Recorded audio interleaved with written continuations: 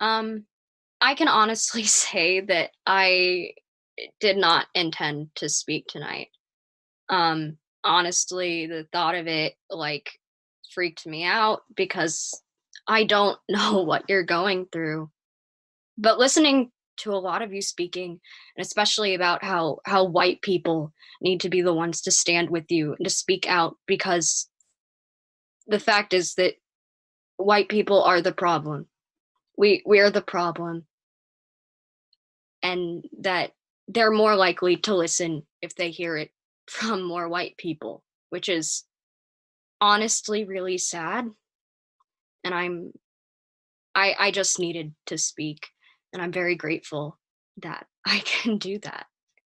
And I'm honestly not sure where this is going. I don't have a direction, but I don't think I ever took into mind um how lucky I was growing up, because I've always been in a situation in a theater, which is with the most diverse amount of people that you can find between sexuality and gender orientation and race. And I've always, like, even now, I go to a boarding school with over 80 countries, to the point where if you've made it out of that school and you're racist, there's something wrong with you, because we shouldn't be that close minded, which is the main problem, I think, with everything going on, is that there's just a lot of close mindedness. And I think it's really sad because my main mentor, she's been my acting teacher and my coach forever. I'm sure all of you know her, Roberta Emerson, is that amazing and powerful Black women like that are the reason why I'm a creator. She's the reason why I want to direct for social change. She's the reason why I even have probably the majority of my confidence and my emotional maturity.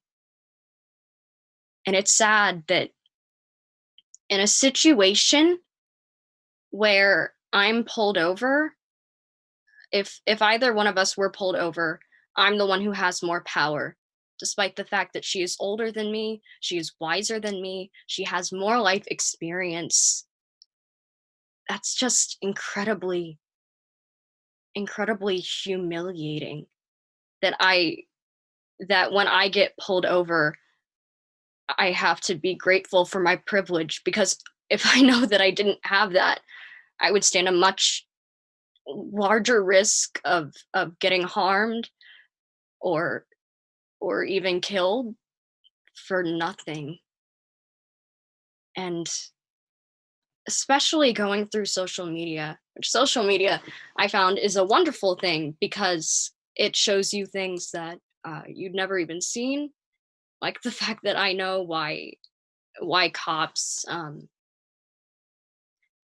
the fact that cops are saying things like, oh, 100 for the black one and 50 for the Mexicans, because they're all over like rabbits. The fact that I had to learn that from TikTok is disgusting.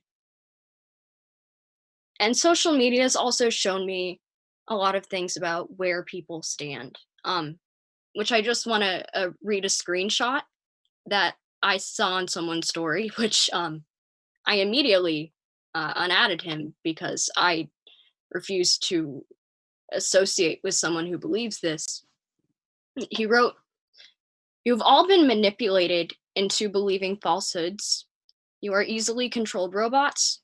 You follow fabricated outrage fed to you by a deceptive media. Oppression is a lie and used as justification for criminal behavior." And at the end of his story and his emotional rant about how oppression doesn't exist, and that black on black crime is the one that we should be focusing on and not the police oppression, he stated, "End white guilt." And I completely disagree. The reason why people have white guilt is because they are racist. I don't feel white guilt because I stand with the Black community. I want to help you fight. And if you feel white guilt, then there's a reason you're guilty.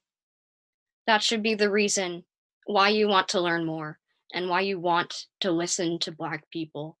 Because before I even posted at all about Black Lives Matter, I did a lot of listening. And it's truly disgusting the amount of oppression that our Black community faces. It's disgusting.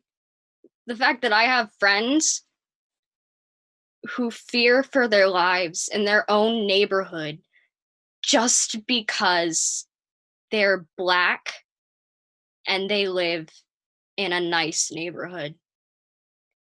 Like, it's even the fact that um, one of my favorite people, Dr. Mike, um, he stated that your zip code, if you are Black, has more meaning on whether you will survive than your own cholesterol level.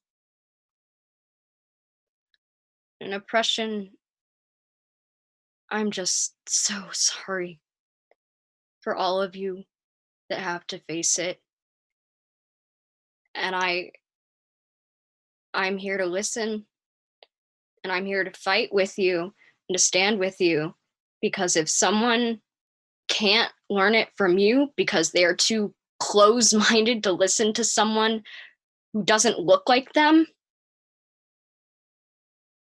then I'll do my best to help them listen. So thank you all so much for your words and for inspiring me to speak out because I want to help you. Thank you.